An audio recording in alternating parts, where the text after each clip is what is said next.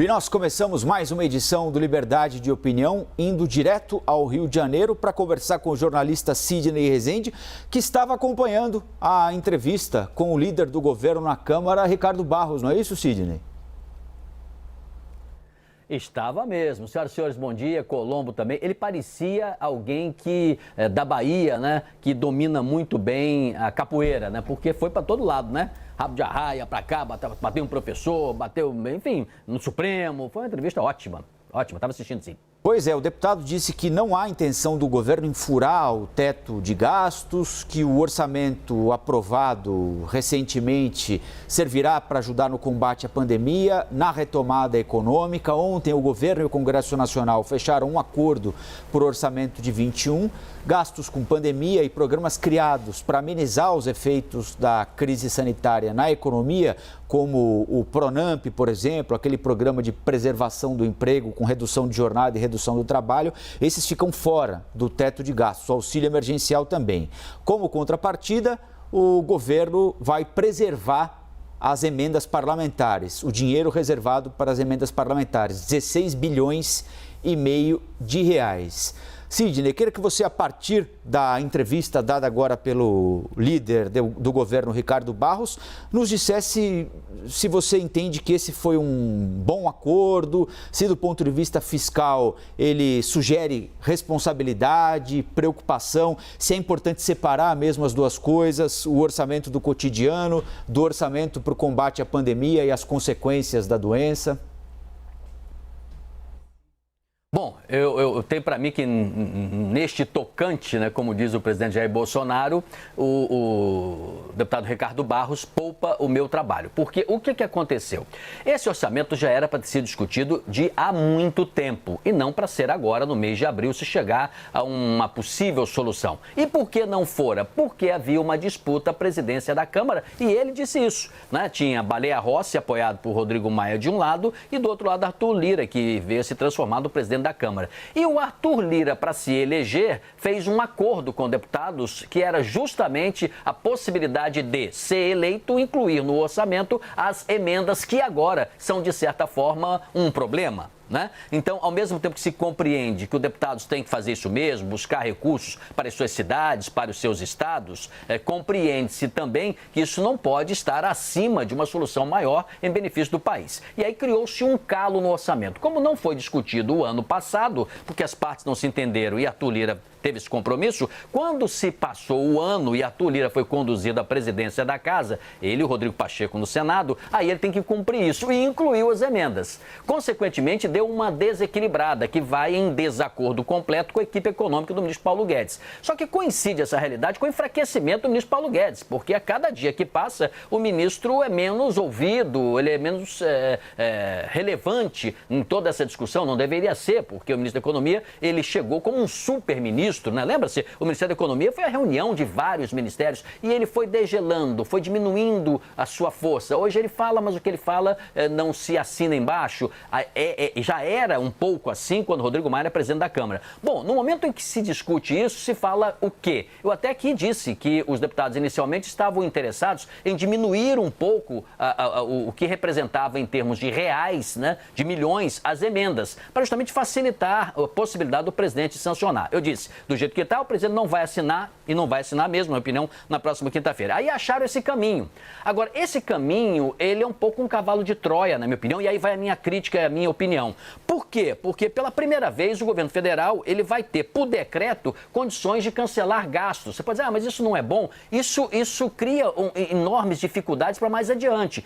Acha o deputado Rodrigo Maia que isso vai influir na taxa de juros, vai influir no câmbio, que vai influir no jogo político e na tomada da decisão econômica daqui para frente? Sim. Com este enfraquecimento, quem é que vai ter que descascar esse pepino? O ministro Paulo Guedes. Então, quando eu digo que Ricardo Barros me facilita, quando ele reafirma que por conta desse acordo e da eleição, não se queria autorizar o orçamento, porque se autorizaria um orçamento à época de Rodrigo Maia, e não já de Arthur Lira, dentro do novo tempo, vamos dizer assim. E como o presidente precisa de Arthur Lira, é preciso saber o que o presidente vai fazer. Ele foi deputado, né? Então, certamente, provavelmente ele vai acatar esse acordo que foi feito. E para mim é um acordo que beira o casuísmo, né? Essa separação, ela é um pouco falsa, porque ela propicia sim, veja o caso agora de uma observação que eu vou fazer aqui com relação aos 100 bilhões de reais, né, para uso emergenciais contra a Covid. Ficará fora do teto, mas também fora da meta fiscal. Então houve aí um movimento, né, meu amigo? Um movimento de economia criativa danado, né? Isso vai dar problema para o Brasil mais adiante. E a manutenção do dinheiro para as emendas, 16 bi e meio. Há uma demonização sobre emendas que pode ser discutida no futuro, né? A emenda não necessariamente é algo ruim, né? Um parlamentar, seja ele um deputado, um senador, um vereador, um deputado estadual, muitas vezes tem um conhecimento sobre uma demanda justa da comunidade que o elegeu ali, que um prefeito, um governador, um presidente da República não tem. Então, o problema não é a emenda em si. Mas o que eu te pergunto, Sidney, é se este também não era um flanco a ser atacado no orçamento, né? Ali ninguém mexeu, né?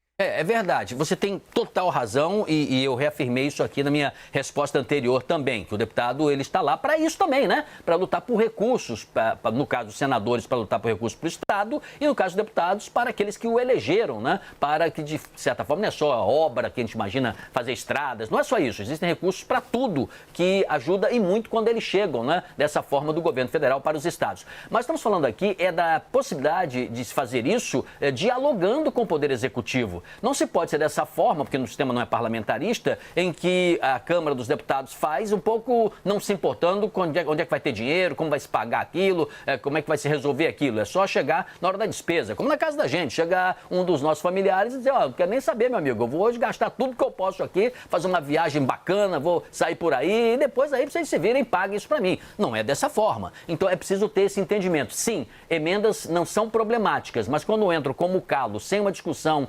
objetiva, cria problema. E como o governo dialoga mal, né, o governo há muito pouco tempo começou a se articular com suas lideranças de forma eficiente. O governo começou muito mal. Eu me lembro que logo lá no início, quando existia uma descoordenação, e eu até disse isso, da desfuncionalidade, mas isso lá atrás, no início do governo, foi até criticado pelos bolsonaristas. Depois encontrei com alguns deles e pô, você tinha razão, né? Claro que tinha razão, porque realmente essa coordenação não existia. Ela começou a existir de uma outra forma com os profissionais do Centrão, mas ela também não é perfeita nesse momento. Então, concordo plenamente com você. Não é crime se propor emendas, mas não se pode também propô-las se você não tem dinheiro para tanto e nem arrecadação suficiente. Tem que se entender com a área econômica do governo, que é com o Poder Executivo. O prazo para o governo sancionar o orçamento termina depois de amanhã, quinta-feira. O presidente da Câmara dos Deputados, Arthur Lira, culpou o atraso na aprovação do orçamento deste ano aqui, o ex-presidente da Câmara, Rodrigo Maia. Rodrigo Maia, por sua vez, rebateu as críticas em entrevista exclusiva à CNN. Nós vamos acompanhar. Eu digo para todo mundo que nós temos dois vírus hoje. O vírus do Covid e o vírus do bolsonarismo. Hoje, infelizmente, meu amigo Arthur Lira, contaminado pelo vírus do bolsonarismo, transfere para mim uma responsabilidade que é deles, né? Eles que travaram a aprovação do orçamento do ano passado. Gosto dele, acho que é um bom líder, preside de forma correta a Câmara, com alguns atrasos, como também tive na minha gestão, mas eu prefiro sempre responder com uma boa ironia, dizendo a ele que, né, só pode ser piada ele querer transferir, como os bolsonaristas tentaram transferir para mim toda a responsabilidade. Espero que esse vírus não contamine, porque além de contaminar narrativas falsas, né, contamina com falsas informações e com muitos erros que geraram a morte de milhares de brasileiros já nesse enfrentamento à pandemia. E aí, Sidney? Ô Colombo, eu sei que você ama futebol, né? Eu gosto também muito. Lembra aquele drible do Ronaldinho Gaúcho, em que ele olhava para um lado e jogava a bola para o outro? Tá lembrado desse drible? Muitos adversários caíam, né? Que iam para o lado direito e ele jogava para o esquerdo, né? Então o que fez Arthur Lira e está fazendo o Rodrigo Maia também é jogar a bola para o outro lado, né? Porque o central dessa história não é fulanizar. Você culpou, foi você, fui eu. Não, isso não leva a nada. Qual é o cerne da questão? Eles fizeram, como eu disse aí, um acordo que cabia para este momento, que quase parecido com a contabilidade criativa, né? Tiveram uma criatividade para, de alguma maneira, burlar o teto, dando um pouco de empurrar com a barriga a solução do problema para mais adiante. Vai depender mais da gestão econômica, porque não sabemos se vamos ter uma arrecadação satisfatória. Provavelmente não. Esse não é um ano de normalidade por conta da pandemia. O ano que vem vai ser tudo mais fácil.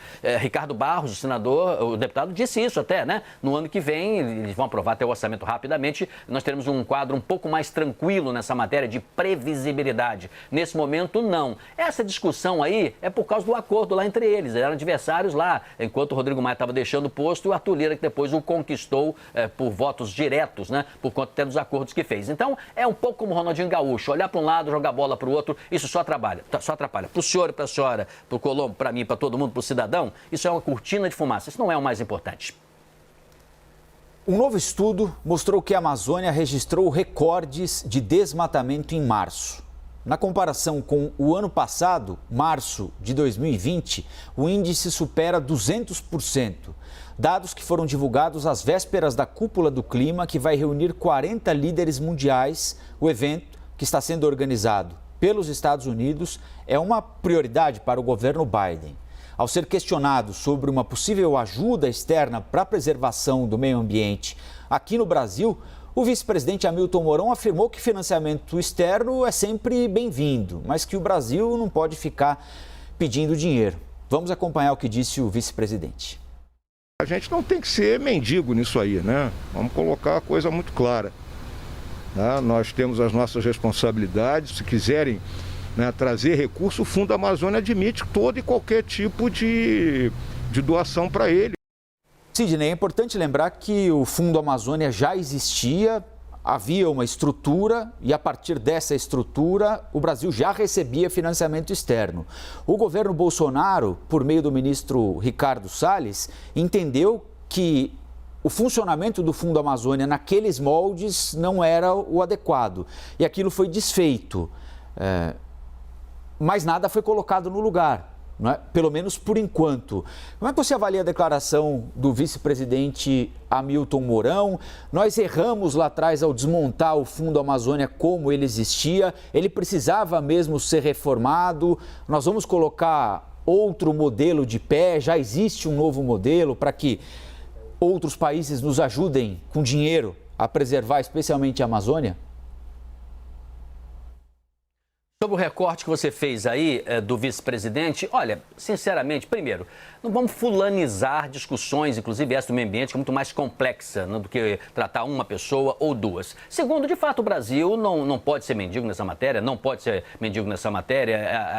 pensado assim, dessa forma, né, sem mostrar o contexto do que disse o vice-presidente, eu acho que ganha uma outra conotação. Mas que nós estamos já há muito desmontando tudo que de positivo existia nessa área do meio ambiente, com o ministro Ricardo Salles, não resta a menor dúvida. E lá no exterior, todo mundo sabe disso, a imprensa sabe disso, os ambientalistas sabem disso, os líderes das organizações governamentais sabem disso, o presidente Joe Biden sabe disso, todo mundo sabe disso. No discurso de quinta-feira, não bastará só o presidente dizer que nós temos novas metas, que vai se cumprir daqui para frente novos ditames, novas regras em favor do meio ambiente. Isso tudo não colará porque a realidade demonstra no sentido oposto. Fiz uma régua aqui, muito rapidinho. Olha, o ministro Salles disse, por exemplo, em 17 de fevereiro do ano passado, né, sobre Chico Mendes. Ele disse assim, que diferença faz quem é Chico Mendes, né? Que ele perguntou, desdenhou. E aí ele foi numa sequência. 15 de abril, ele exonerou o presidente do ICMBio, já desarticulou lá o ICMBio. Depois ele fez isso no dia 2 de agosto, polêmica de dados com o diretor do INPE, que foi exonerado também. Depois Bolsonaro culpou as organizações não governamentais pelas queimadas. Lembra-se disso? Depois, muitos setores sentindo que Salles estava desmontando fiscalização, chegaram até tentar um pedido de impeachment dele. Por fim, lá no final do ano, o presidente Bolsonaro acusou Leonardo DiCaprio, fez uma acusação que como responsável pelas queimadas, chamou a Greta Thunberg, que agora ontem voltou a falar, como pirralha. Ou seja, o governo brasileiro vem sistematicamente atuando nessa área do meio ambiente de maneira bastante acelerada, passando a boiada, passando por cima, defendendo aqueles que estão explorando o desmatamento, os madeireiros, os grileiros, os garimpeiros. Isso o governo já vem fazendo há algum tempo. Além do fundo, que existiam recursos vindos, inclusive, da Alemanha e outros países europeus. O governo brasileiro falou que não precisava disso, não queria. Então está se mudando o discurso para ficar bem na foto na quinta-feira, mas não vai colar não, viu? A CNN teve acesso, Sidney, ao plano de trabalho da CPI da Covid no Senado. O documento prevê depoimentos de autoridades do governo que vão além da área da saúde. Podem ser chamados o ministro da Economia, Paulo Guedes, por exemplo, para falar sobre pagamento de auxílio emergencial, o ex-ministro de Relações Exteriores, Ernesto Araújo, para entender se a política externa brasileira de alguma forma dificultou ou atrasou a chegada de vacinas ou insumos aqui para o Brasil a partir de questões ideológicas que foram colocadas pelo próprio ministro. O atual ministro da Saúde, Marcelo Queiroga, os ex-chefes do Ministério da Saúde, desde o início do governo Bolsonaro, Luiz Henrique Mandetta, Nelson Teich e Eduardo Pazuello, também devem ser ouvidos. Queria que você falasse um pouquinho sobre esses caminhos que começam a ser descobertos e serão percorridos pelos senadores na CPI da Covid a partir de terça-feira da semana que vem, Sidney. Colombo, quer saber? Eu acho que nessa CPI, na minha opinião, o meio será a mensagem. Pouco importará se o presidente vai ser esse ou aquele, se o relator vai ser o Renan, se não vai ser o Renan, né? Vou falar pela terceira vez, fulanizar a política brasileira é a pior coisa do mundo, né? Então, olha, sinceramente, pouco importa, para botar governista nas duas. Por que o meio será a mensagem? Quando os depoimentos começarem a existir, quando os convocados começarem a dizer o que aconteceu à época em que eram autoridades, ou o que fizeram se ainda forem autoridades, ou o que estão fazendo, os acontecimentos atrás do bioma, o que aconteceu, né, como aconteceram, tudo isso, quando isso começar a ser relatado, nós tenderemos a ficar escandalizados. Bastará um médico dizer, por exemplo, em Manaus, que viu pessoas sem oxigênio morrerem diante dele e ele não poder fazer nada. Ele, de alguma maneira, tocar naquele corpo, de alguma forma, tentar tirar o suor daquele paciente, e o paciente sem poder respirar, e ele vendo aquele paciente inevitavelmente, inexoravelmente para a morte. Quando esse depoimento cruel, duro, mas verdadeiro, ele, por exemplo, ser feito por algum médico, diretor de hospital, um intensivista, alguém que esteja ali no front, um enfermeiro que seja, quando essas coisas começarem a surgir e depois documentos começarem a vir do Tribunal de Contas da União, do Supremo Tribunal Federal, pode ser que se envie até algum material, levantamentos feitos por organizações isentas, idôneas, quando isso começar a existir, quase que o relatório final, que poderá até chegar para a polícia, é claro, relatório final não será tão importante assim como nas outras pandemias. O meio é a mensagem. Sabe por quê? Porque a pandemia ainda está em andamento. Eu todo dia recebo a estatística aqui de mortes e eu fico apavorado, né? A velocidade e a quantidade de pessoas que doentes, né, estão lutando em favor da vida. E, claro, vejo com entusiasmo aquelas que conseguem ser tratadas e conseguem vencer a doença e acabam saindo do hospital. Que bom. Que bom, mas o número de mortos, bastaria ser uma pessoa, já me tocaria. Então, meu amigo, o meio é a mensagem. Se vai ser o Renan como relator, não vai ser. Se a prioridade é começar por ex-ministros ou não, para mim isso vai ser irrelevante. No curso dos 90 dias, ou quem sabe até para mais adiante, se eles prorrogarem, nós vamos ver um circo de horrores e nós vamos chorar muito ainda com os testemunhos que eu acredito que virão a partir das convocações dos senhores senadores. Olha, Sidney, eu quero falar de um outro assunto importante com você. Tomou posse na presidência da Petrobras o general Joaquim Silva e Luna, indicado pelo presidente Jair Bolsonaro. Ele substitui o economista Roberto Castelo Branco. No discurso de posse, o novo presidente da Petrobras prometeu reduzir a variação dos preços. Disse que pretende encontrar um ponto de equilíbrio entre ousadia e prudência. Entendo que quem chega deve chegar ouvindo mais e falando menos. Os principais desafios, entre tantos outros, são fazer a Petrobras cada vez mais forte, trabalhando com visão de futuro, com segurança, respeito ao meio ambiente, aos acionistas e à sociedade em geral, de forma a garantir o maior retorno possível ao capital empregado. E aí, Sidney, qual é a expectativa para a chegada do general ao comando da Petrobras? Tentativa de equilibrar lucros que precisam ser garantidos aos investidores, mas diminuir a variação do preço do combustível. Tem como encontrar essa fórmula, Sidney? Bem, Eu acho que vai ser um presidente de estilo diferente do que saiu, para começar. Segundo, não acho que será um presidente ligado na tomada só do mercado financeiro. Terceiro, ele já veio com a incumbência do presidente da República de acompanhar os preços dos combustíveis e não torná-los tão sistematicamente próximos, aumentos uns dos outros, que causam tanto desespero, tantos problemas para caminhoneiros quanto profissionais e para nós todos como cidadãos. Então, é possível que ele crie aí uma Câmara, de alguma forma, que possibilite alguma administração, ainda que acompanhando os preços internacionais, para que não se tenha a imprevisibilidade. Eu acho que foi isso que o presidente deu para ele como incumbência. E é isso que ele vai fazer, acredito eu. Como ele disse que se ouve mais do que se fala, ele tem razão, é possível que tenhamos aí uns 30, 40 dias do presidente falando menos, ouvindo todo mundo, mas ele já tem ideias. Ele dirigiu Itaipu, portanto, é um gestor experiente, é um homem inteligente também. Então, eu tenho para mim que nós vamos ter uma Petrobras diferente nessa matéria. Não vamos ter mais aumentos tão próximos uns dos outros como tivemos. E acredito, eu falei numa Câmara, ou uma outra saída alternativa, uma terceira via para, de alguma forma, se cumprir as variações internacionais e, dessa forma, se ter também um pouco mais de tranquilidade política. Porque toda vez que tem um aumento, esse aumento bate-se na porta do presidente Bolsonaro e é um problema a mais. E de problemas o presidente está cheio, como ele disse certa vez num desabafo, né? Que só tinha problemas na função. E essa é uma função espinhosa mesmo. Não tem presidente que saia de lá feliz da vida, contente, dizendo que adora aquela experiência. Embora todos queiram voltar, porque não voltam pelo trabalho que tem, intensos, que batem na sua porta. Mas volta por causa do poder, né? Quem gosta de poder quer ficar sempre perto dele. Sidney, ótima terça-feira para você. Nós voltamos a conversar amanhã, combinado? E note que eu disse aí, hein, sobre CPI, o meio será a mensagem, menos importante até do que o relatório final, vai ser que nós vamos ver daqui para frente. Meu amigo, se existia nitroglicerina pura, nós vamos ter tensão o tempo todo. Será a CPI mais importante durante esse período Bolsonaro. Até amanhã. Até. Tchau, tchau, Sidney.